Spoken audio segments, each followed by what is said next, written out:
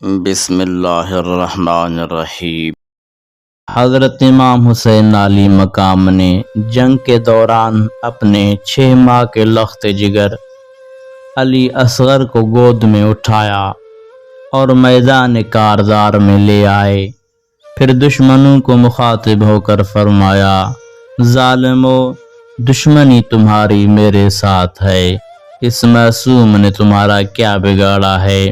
یہ پیاس سے بلبلا رہا ہے، اسے تو پانی کے 2 گھونٹ دے دو۔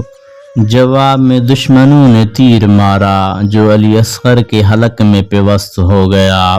امام علی مقام نے تیر کو کھینچ کر نکالا، خون کا فہارہ چھوٹا۔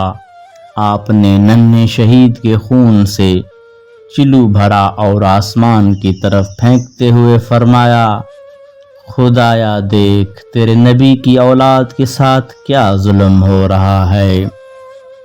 امام حسین علی مقام نے علی اصغر کی لاش کو زمین پر رکھ کر اپنے دونوں ہاتھ فضا میں بلند کر دیے، دعا مانگی، پروردگار عالم، اپنے حضور میری آخری قربانی قبول فرما۔ حضرت امام حسین علی مقام کو معلوم تھا کہ دشمن ظالم ہے، اس کا دل نرم ہونے والا نہیں۔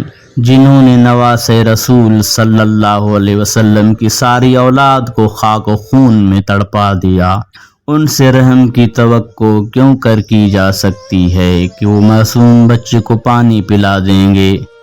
در حقیقت حضرت امام حسین علی مقام میدان کربلا میں ایثار و قربانی کی ایک یادگار اور عہد آفرین تاریخ مرتب کر رہے تھے۔ قافلہ حسین میں خون کا نذرانہ پیش کرنے والوں میں صرف علی اصغر باقی رہ گیا تھا۔ نواسے رسول صلی اللہ علیہ وسلم دشمن کو یہ بتانا چاہتے تھے کہ راہ خدا میں انہوں نے باری باری سارے پیش کر دیے، علی اصغر باقی رہ گیا تھا جو اپنے پاؤں پر چل کے نہیں آ سکتا تھا، اس لیے میں اسے گود میں اٹھا لایا ہوں۔ ستم شعار تو دنیا سے مٹ گئے لیکن جبین دہر سے یاد امام باقی ہے۔